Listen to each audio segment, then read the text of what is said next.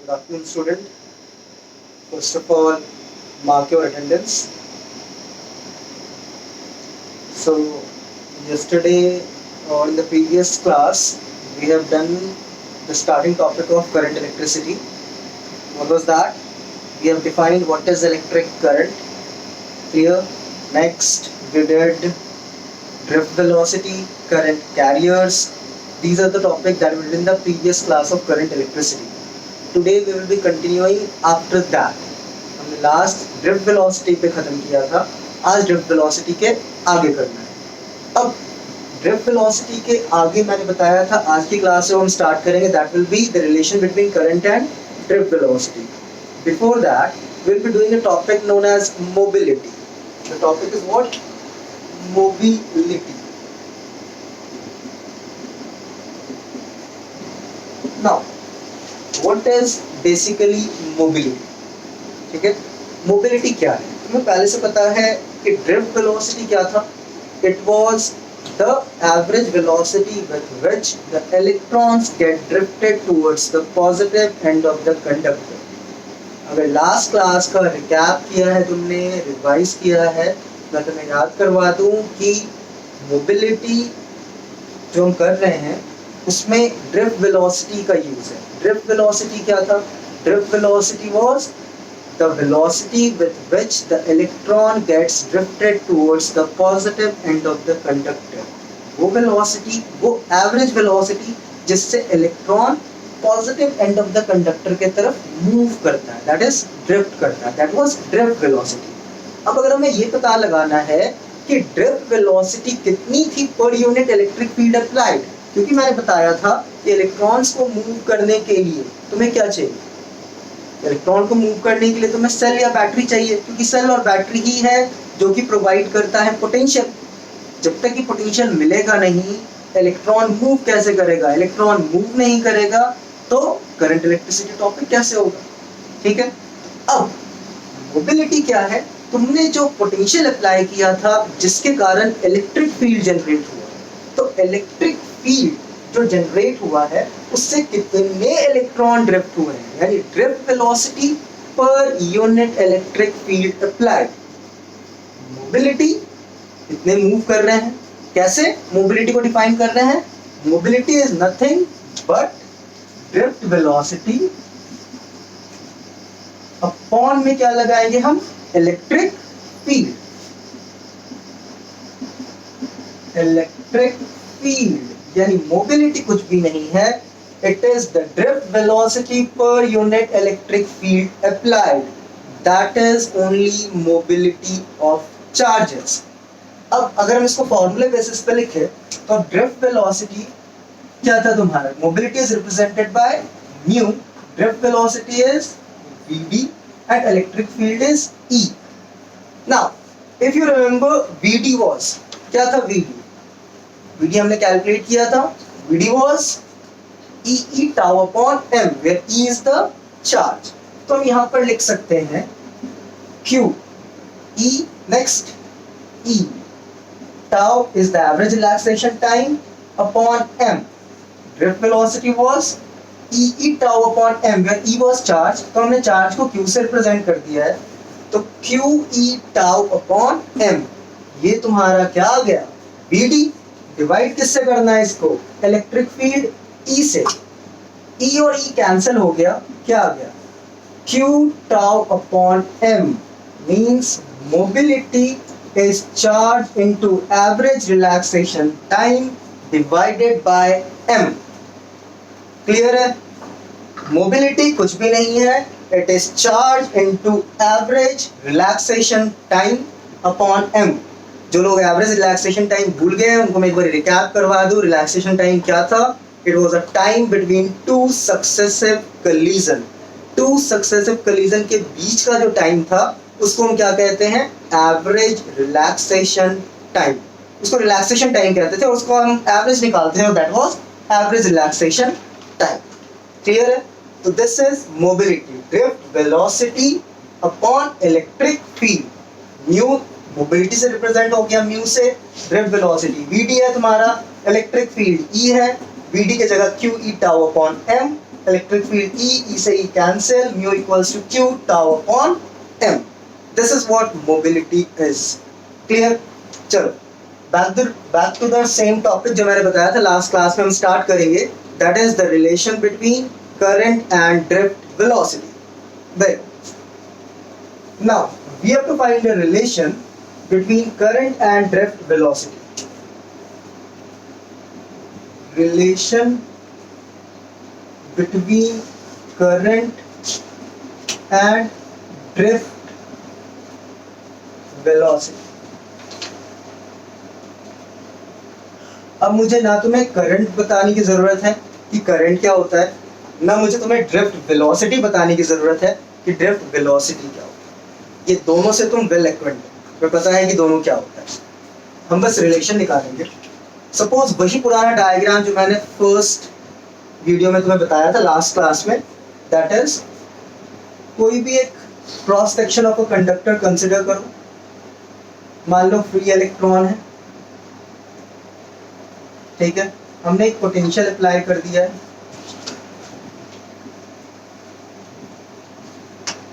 Now current is flowing from positive end of the conductor to the negative end of the conductor. A potential V is applied. A potential V is applied. This is the positive terminal, negative terminal. Clear? L is the length of the conductor. What is L? It is the length of the conductor. E is the electric field setup. Clear? Now we have considered a conductor of length L. We have applied a potential V, due to which an electric field E is set up. Okay? Now the electrons are drifted towards the positive end of the conductor. जो electron है वो positive end of the conductor की तरफ drift हो रहा है, क्योंकि cell का जो पोटेंशियल पॉजिटिव है वो इस तरफ को है. Electrons are drifted towards the positive end. Now as the electrons are drifted towards the positive end, clear, we know that average velocity will be known as drift velocity, and I is the current which is moving from positive to negative. Now let the volume of the conductor, what will be the volume of conductor? Volume of conductor क्या होगा? It will be area into length. The volume of conductor is A into L. Clear?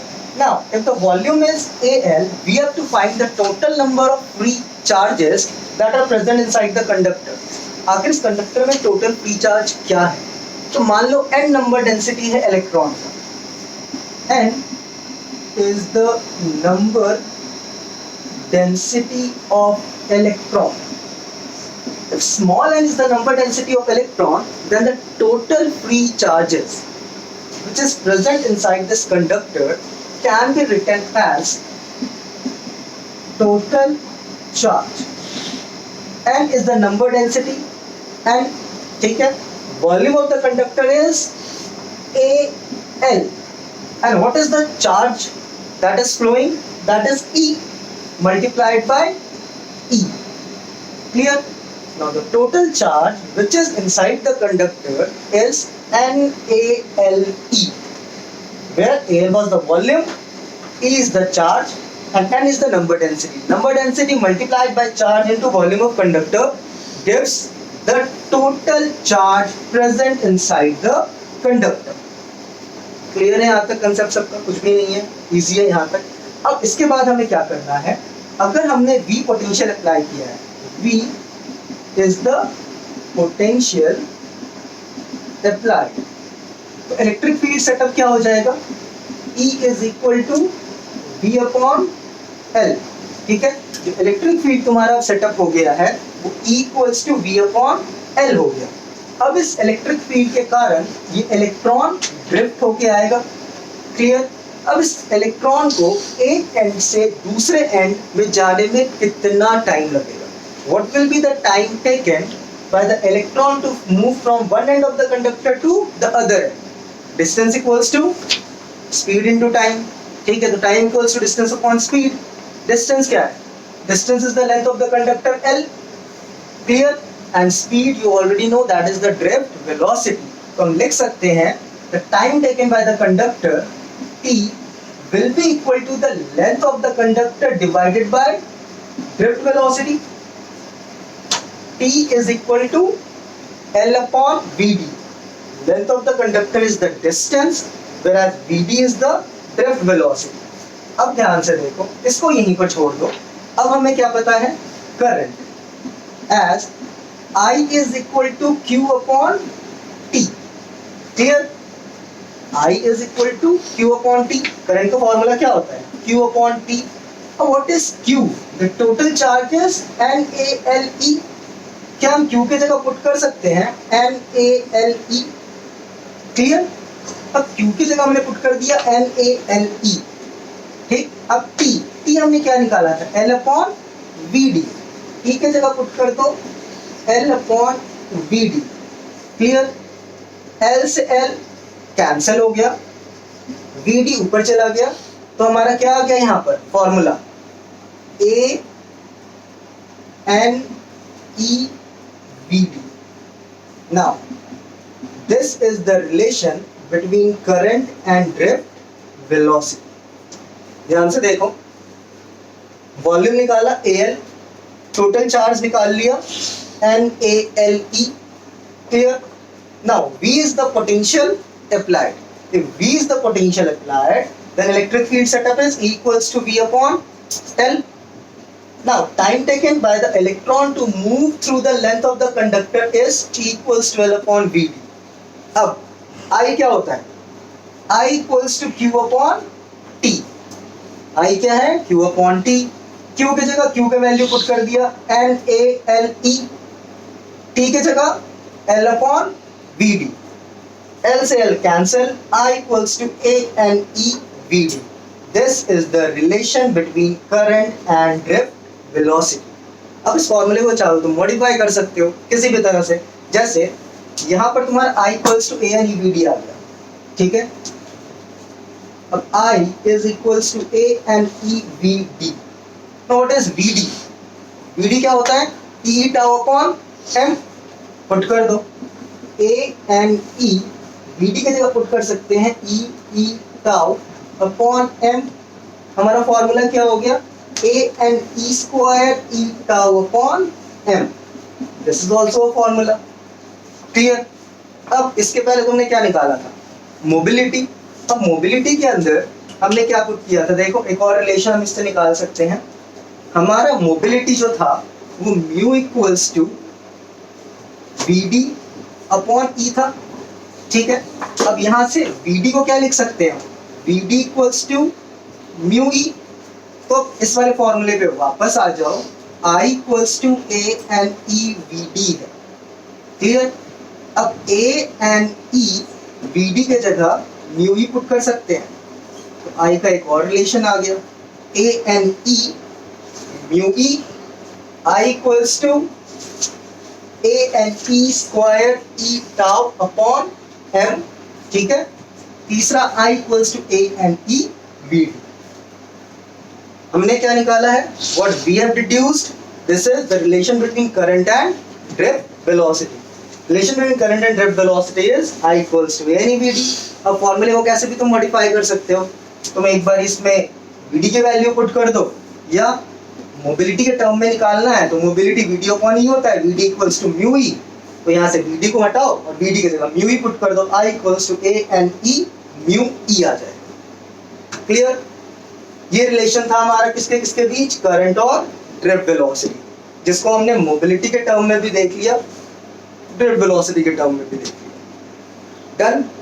चलो next topic देखो. अब next topic basically तुम्हारा क्या होगा? Ohm's law.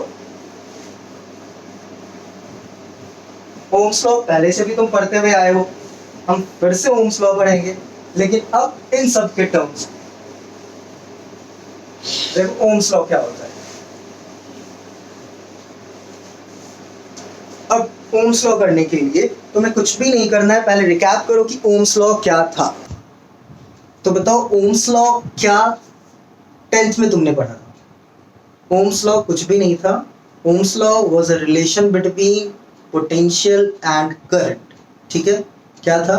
Ohm's law में हम कहते हैं कि at constant temperature the potential is directly proportional to current. At constant temperature the potential applied across any end of a conductor is directly proportional to the current flowing through it.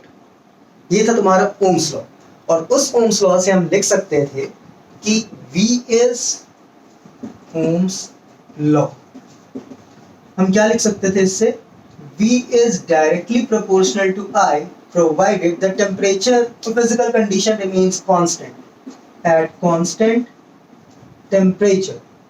अब proportionality के sign को हम remove करते थे, constant लगाते थे R, तो हमारा रिलेशन आ जाता था V इक्वल्स टू IR। और अगर हम इसका ग्राफ भी ड्रॉ करते हैं तो कैसा ग्राफ आता था? Graph was a linear. अगर VI ग्राफ ड्रॉ करते हैं तो इट्स अ लीनियर ग्राफ। किसी भी पॉइंट पे हम चाहे तो रेजिस्टेंस कैलकुलेट कर सकते हैं, ठीक है, क्योंकि जैसे जैसे वोल्टेज इंक्रीज हो रहा है वैसे ही वैसे करंट इंक्रीज हो रहा है। क्लियर? ये ओम्स लॉ था तुम्हारा स्टैंडर्ड 10th का, कि टीचर तुम्हें बताता था कि at constant temperature potential is directly proportional to current, that is V equals to IR। Proportionality के कांस्टेंट को प्रोपोर्शनैलिटी के साइन को हटाते थे, एक कांस्टेंट लगाते थे R। तो ये था बेसिक रिकैप किसका?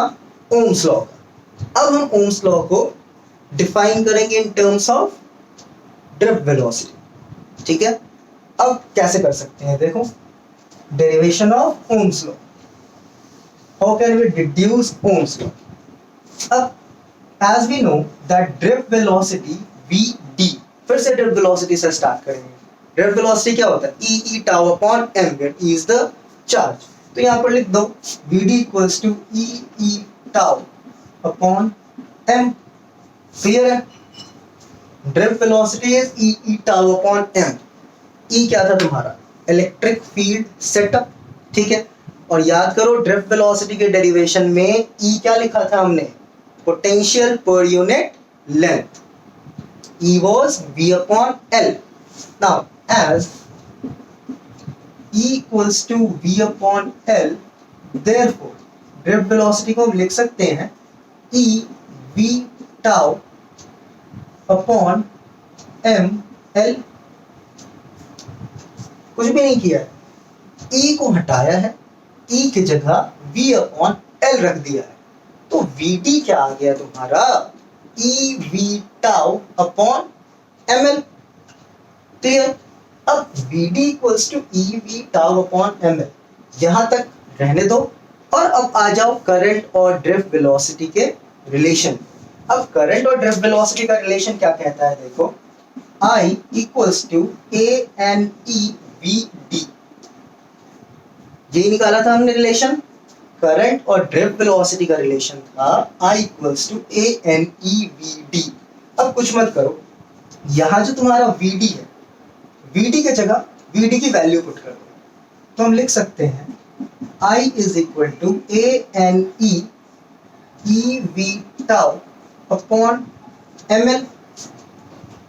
I equals to ANE, Vd को हटाया, EV tau upon ml put कर दिया, तो ANE EV tau upon ml। अब कुछ भी नहीं हो रहा है, मल्टीप्लाई हो रहा है E इंटू E स्क्वायर, तो तुम्हारा आ जाएगा यहाँ ANE स्क्वायर ANE स्क्वायर। अब Vd की जगह क्या बचा? V और tau, V tau upon ml, ये तुम्हारा क्या आ गया? I। अब इसमें देखो A constant, N constant, E constant, tau constant, M constant, L constant, इसको एक तरफ ले लो, ठीक है। और I equals to ANE square tau upon ml into V। V का V लिख दिया। ध्यान से देखो, सिर्फ मैंने V को बाहर निकाला है, बाकी सारा टर्म अंदर आ गया। I equals to ANE square tau upon ml into V। अब V और I दो टर्म मिल गया, और V इक्वल्स टू क्या था? IR। तो I अपॉन V कर दे या V अपॉन I कर दे, क्या सही रहेगा हमारे लिए R निकालने के लिए? ऑब्वियसली V अपॉन I, क्योंकि V upon I equals to R, V equals to I R था, तो V upon I is equal to R कर दो। अब I को नीचे भेज दो, इस वाले टर्म को इन्वर्ट करके यहाँ लेते हो, तो V upon I will be equals to ml upon ANE square tau. V upon I equals to ml upon ANE square tau, ये भी इन्वर्ट हो जाएगा। अब ml upon ANE square tau is equal to V upon I, और ये किसके equal होता है? R के इक्वल, ठीक है। V equals to I equals to ml upon ANE square tau, ये पूरा का पूरा टर्म कांस्टेंट है, which is equal to R, तो हम लिख सकते हैं V इक्वल्स टू IR, ठीक है। तब इस पॉइंट से तुम्हारा एक और चीज नया आ गया है, क्या? The formula of resistance. एक तो V इक्वल्स टू IR आया ही आया, ठीक है, और एक तुम्हारा क्या आ गया? रेजिस्टेंस। हम रेजिस्टेंस को एक और टर्म से डिफाइन करते हैं, that is ml upon ANE square tau. This is also resistance. Here, resistance is ml upon ANE square tau. Clear? फिर से एक बार डेरिवेशन रिकैप करवा देता हूँ। Clear? Drift velocity is E tau upon m. अब E क्या है? Potential per unit length. तो हमने यहाँ से E को हटाया, V upon L पुट कर दिया, इसको यही रहने दो। हमें पता है कि I equals to ANE VD होता है, the relation between current and drift velocity. तो VD को यहाँ से हटाया और VD के जगह जो हमने वैल्यू इक्वेट किया है EV टाउ अपॉन ml, इसको पुट कर दिया, तो VD को जगह हटा के EV टाउ अपॉन ml आ गया। अब E इंटू E क्या है? E स्क्वायर, तो क्या बन गया? I equals to ANE square V tau upon ml। Clear? अब यहां पर तुम्हारा V है, इसको सिर्फ बाहर निकालना है, बाकी सारे टर्म को वैसे के वैसे अंदर रहने दो, सबके सब कांस्टेंट है। I equals to ANE square tau upon ml into V। Clear? अब इन्वर्ट कर दो, V upon I, V upon I आएगा तो ml ऊपर चला जाएगा, ANE स्क्वायर टाउ नीचे आ जाएगा, तो V upon I equals to ml upon ANE square tau equals to R। Clear? Therefore, V equals to IR. Now, from here, हमारे पास क्या आ गया? R का भी एक फॉर्मूला आ गया, that is equals to ml upon ANE square tau. R equals to ml upon ANE square tau. तो next topic हमारा कहां से स्टार्ट होगा? रेजिस्टेंस से। क्लियर? ओम्स लॉ समझ गए, कैसे डिराइव करते हैं वो समझ गए। बाई चांस अगर पेपर में आ गया तो हार्डली 2 मार्क्स के अंदर आएगा ये। अब हमारा नेक्स्ट टॉपिक है रेजिस्टेंस। देखो resistance,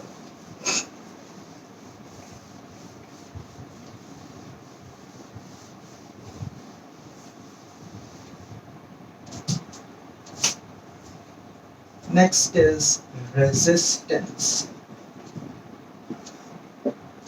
now what is resistance? ठीक है, वायर के अंदर चार्ज फ्लो करना स्टार्ट हो गया, हमने क्या किया? करंट, ठीक, इलेक्ट्रॉन पॉजिटिव एंड की तरफ जाने लगा, सबके सब इलेक्ट्रॉन्स पॉजिटिव एंड की तरफ जाते थे, तो सबकी वेलोसिटी अलग अलग होती थी, तो हमने उसका ड्रिफ्ट वेलोसिटी निकाल लिया, दैट इज एवरेज वेलोसिटी। अब बात आई रेजिस्टेंस की, फिर से वही पुराने डायग्राम पे जाएंगे। देखो ध्यान से,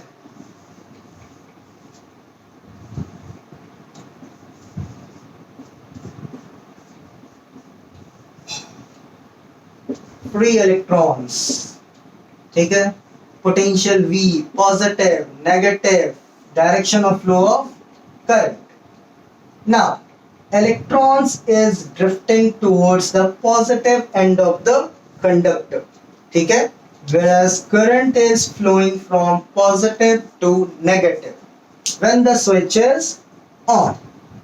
अब अगर electron positive end of the conductor की तरफ जा रहा है, तो कोई इंसान तो है नहीं भाई, कोई रूल तो अप्लाई होता नहीं है कि हाँ लाइन बाय लाइन चलो, एक के पीछे एक चलो, एक से एक ना टकराओ। अब जैसे ही इसको पॉजिटिव पोटेंशियल मिलता है, ये सारे के सारे आपस में यूं मूव करना स्टार्ट कर देते हैं पॉजिटिव एंड। जब एक साथ मूव करते हैं तो ये आपस में टकराते हैं। तो जब आपस में टकराएंगे तो इनका मोशन क्या होगा? कम। ऑब्वियसली वेलोसिटी में चेंज आएगा। आगे की तरफ आया, टकराया, फिर थोड़ी वेलोसिटी कम हो गई, फिर टकराया, फिर वेलोसिटी कम हो गई, फिर गेन किया, फिर कम हो गई। यानी अब जो फ्लो ऑफ चार्ज था वो बढ़ता है फिर कम हो जाता है, बढ़ता है कम हो जाता है। क्यों कम हो जाता है? टकराने के कारण। अब अगर ये टकराता है, ठीक है, अब अगर ये टकराता है तो there is obstruction in the flow of charge. Word देखो, सिंपल सा वर्ड है, बचपन से सुनता आया हुआ, टीचर ने बताया है, obstruction to the flow of charge. Now this obstruction to the flow of charge, याद करो फ्लो ऑफ चार्ज क्या है तुम्हारा? Flow of charge is current. Flow of charge is current, और करंट को क्या कर रहा है? ये ऑब्स्ट्रक्ट कर रहा है। व्हाई? ऑब्स्ट्रक्शन क्यों हो रहा है? Why is this obstruction? Due to collision of electron. अब इलेक्ट्रॉन आपस में अगर टकरा रहा है तो कोलिजन है, that is known as collision of electron. Electron आपस में टकराया, देयर वाज ऑब्स्ट्रक्शन। किसका ऑब्स्ट्रक्शन हुआ? Flow of charge. and this obstruction to the flow of charge is only known as resistance। यही obstruction flow of charge का क्या कहलाता है? resistance कहलाता है। clear?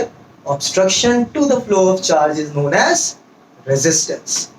ठीक है, पहले हम resistance का बेसिक कंसेप्ट रिवाइज करेंगे, तब हम जाएंगे जो हमने अभी फॉर्मूला निकाला था, ठीक है, ml upon a n e square tau। उसको भी हम डिटेल में देखेंगे कौन कौन सा फैक्टर डिपेंड करता है। सबसे पहले हम स्टार्ट करते हैं, what are the factors on which this resistance of a conductor depend. उससे पहले फिर से आ जाओ, वही बेसिक चीजें। आर का दो फॉर्मूला तुमने देख लिया है, पहले बचपन में क्या पढ़ा था? V equals to I R, तो R equals to V upon I, which is equal to what? ml upon a n e square tau। R equals to V upon I, which is equals to ml upon a n e square tau. This is resistance. The SI unit of resistance is ohm, which is denoted by this symbol. The SI unit of resistance is nothing but ohm. Clear? Now, अब हमें जानना है what are the factors on which the resistance of a conductor depend? Clear? See.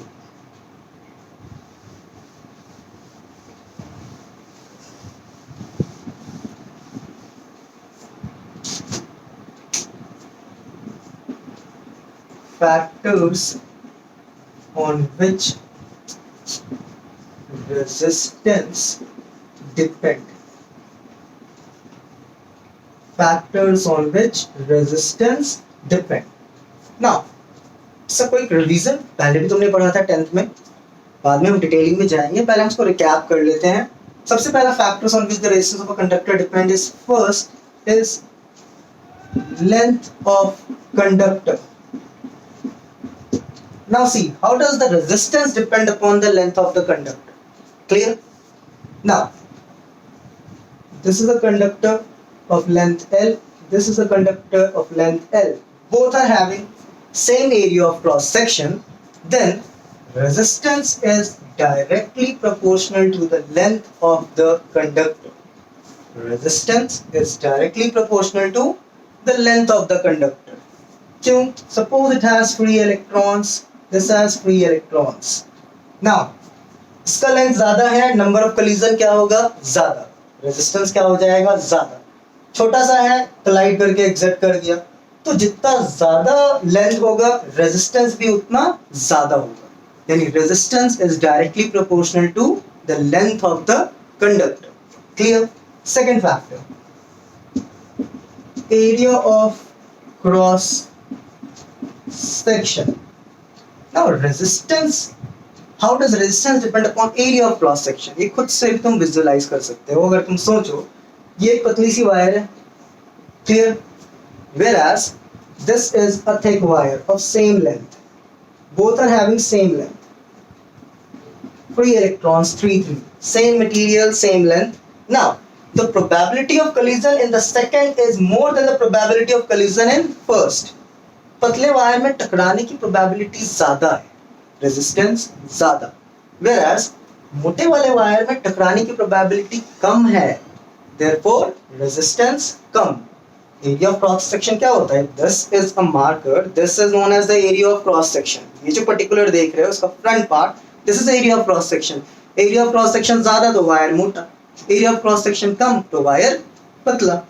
तो अगर wire मोटा है तो resistance कम है क्योंकि प्रोबेबिलिटी ऑफ कोलिजन कम है, whereas अगर वायर पतला है तो प्रोबेबिलिटी ऑफ कोलिजन ज्यादा है। ठीक है, अब therefore हम लिख सकते हैं कि resistance is inversely proportional to area of cross section. Area of cross section अगर इंक्रीज होगा तो रेजिस्टेंस डिक्रीज होगा, यानी वायर मोटा तो रेजिस्टेंस कम। क्लियर? Third, temperature. टेम्परेचर को आगे हम बहुत डिटेल में भी करने वाले हैं, that is temperature dependence on resistance. इस बार फॉर्मूले भी करेंगे, 10th में सिर्फ हमने ये जाना था कैसे डिपेंड करता है, अभी फॉर्मूला भी इक्वेट करेंगे। तो लेकिन पहले हम जानते हैं टेम्परेचर पे कैसे डिपेंड करता है। नाउ टेम्परेचर पे कैसे डिपेंड करेगा भाई? Resistance is directly proportional to temperature. क्यों? अगर तुम किसी चीज को हीट करते हो, थर्मल एनर्जी उसका बढ़ता है, उसकी वेलोसिटी इंक्रीज हो जाएगी, और अगर वेलोसिटी इंक्रीज हो जाएगी तो वो ज्यादा टकराएगा, और अगर वो ज्यादा टकराएगा तो रेजिस्टेंस क्या होगा? ज्यादा। यानी अगर रेजिस्टेंस को देखें तो टेम्परेचर को बढ़ाओ तो रेजिस्टेंस भी बढ़ जाएगा। टेम्परेचर इंक्रीज किया, थर्मल एनर्जी इलेक्ट्रॉन का बढ़ा, थर्मल एनर्जी इलेक्ट्रॉन का बढ़ा, वो ज्यादा आपस में टकराए, वो ज्यादा आपस में टकराएंगे तो रेजिस्टेंस क्या होगा? ज्यादा। ठीक है, यानी resistance is directly proportional to temperature. Whereas fourth factor is nature of material. Nature of material पे कैसे डिपेंड करता है? अब अलग अलग मटेरियल का नंबर डेंसिटी ऑफ इलेक्ट्रॉन अलग अलग होता है, तो उनके टकराने की प्रोबेबिलिटी भी अलग अलग होगी। जैसे अगर हम सिंपल एक एग्जांपल लें तो silver is considered as the best conductor of electricity. ठीक है, तो सिल्वर का रेजिस्टेंस कम होगा, सिल्वर से ज्यादा रेजिस्टेंस कॉपर का, उससे ज्यादा रेजिस्टेंस एल्यूमिनियम का, उससे ज्यादा रेजिस्टेंस आयरन का। ठीक है, basically we prefer copper wires. क्यों? क्योंकि कॉपर का रेजिस्टेंस कम है, इसलिए हम क्या प्रेफर करते हैं कि कॉपर आयर्स, कॉपर से हम वायर बनाएं। तो this is nature of the material, जिस पर डिपेंड करता है रेजिस्टेंस। अब रेजिस्टेंस का तुम फैक्टर्स भी जान गए कि हाँ 4 फैक्टर्स है जिस पर रेजिस्टेंस डिपेंड करता है। अब पहले इक्वेशन को ले लो, this is equation 1, this is equation 2। Now if we combine equation 1 and 2, combine करो, resistance is directly proportional to L upon A. Combining 1 and 2, R is directly proportional to L upon A. अब R अगर directly proportional है L upon A के, ठीक है, तो इस proportionality के साइन को हम रिमूव करेंगे, तो फिर से एक कांस्टेंट लगाएंगे, R equals to rho L upon A। R is equal to rho L upon A। अब यहां पर जो रो तुम देख रहे हो, this is resistivity. What is rho? Rho is nothing but resistivity. हमने कुछ भी नहीं किया है, we have taken R directly proportional to L, R directly proportional to 1 upon A, that is inversely proportional to area of cross section, R proportional to L upon A। Proportionality के sign को remove किया, एक constant लगाया, रो L upon A, where rho is the resistivity of that material। अब resistivity क्या होता है? ठीक है, अब रेजिस्टिविटी आज डिस्कस नहीं करने वाले हैं, रेजिस्टिविटी डिस्कस करेंगे हम नेक्स्ट क्लास में। तो नेक्स्ट क्लास में जो टॉपिक होगा हमारा वो कहाँ से स्टार्ट होगा? From resistivity. अब रेजिस्टिविटी क्या होता है, what are the factors on which the resistivity of a conductor depend, ये सारा कुछ नेक्स्ट क्लास में। टिल देन सेकेंड क्लास है आज तुम्हारी करंट इलेक्ट्रिसिटी की। बार बार कह रहा हूँ 12th के बोर्ड एग्जाम में फिजिक्स का ऐसी सिलेबस है, जैसे जैसे हम पढ़ते जाते हैं वैसे वैसे भूलते जाते हैं। तो keep on revising the topic, जितना ज़्यादा टॉपिक को रिवाइज करोगे उतना ज़्यादा याद रहेगा। 1 मार्कर 2 मार्कर MCQ कंसेप्चुअल जितना ज़्यादा प्रैक्टिस करोगे उतना ज़्यादा कंसेप्ट क्लियर होगा कि हम कहाँ इसको अप्लाई कर सकते हैं। और बोर्ड एग्जाम में भी यही है, तुम्हारे 20 मार्क्स के तो सिर्फ MCQ है, फिर 1 मार्कर भी है 2 मार्कर भी है। तो ये सारा क्या है? कंसेप्ट बिल्डिंग प्रोसेस है। जितना ज़्यादा तुम प्रैक्टिस करोगे क्वेश्चन आंसर उतना ज़्यादा तुम्हें कंसेप्ट आएगा। ऐसा थ्योरेटिकल पार्ट नहीं है। Physics is only about numerical part तो तब है जब तुम कंसेप्ट अच्छा डेवलप कर रहे हो। Physics is about concept. Clear? तो टिल देन रिवाइज करो, नेक्स्ट क्लास में हम फिर से इससे आगे करेंगे।